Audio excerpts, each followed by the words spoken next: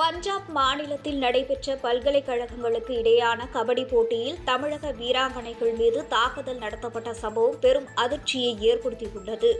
பல்கலைக்கழகங்களுக்கு இடையே 2024-2025 ஆண்டிற்கான மகளிர் கபடி போட்டி பஞ்சாப் மாநிலத்தில் நடைபெற்று வருகிறது.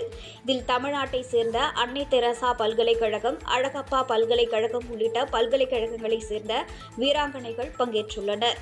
இந்நிலையில் தமிழகத்தை சேர்ந்த அன்னை தெரசா பல்கலைக்கழகத்திற்கும் பீகார் மாநில தர்பங்கா பல்கலைக்கழகத்திற்கும் இடையே நடைபெற்ற போட்டியில் பவுல் பிளே குறித்து இரு அணி வீராங்கனைகளுக்கும் இடையே வாக்குவாதம் ஏற்பட்டுள்ளது.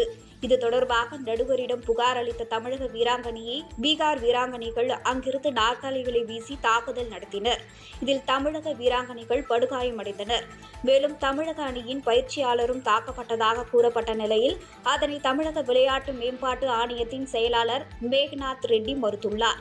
பயிற்சியாளர் பாண்டியன் வீராங்கனைக்காக அழைத்து செல்லப்பட்டாரே தவிர கைது எதுவும் செய்யப்படவில்லை என்றும் தமிழக கபடி வீராங்கனைகள் பாதுகாப்பாக உள்ளதாகவும் அவர் தெரிவித்தார்.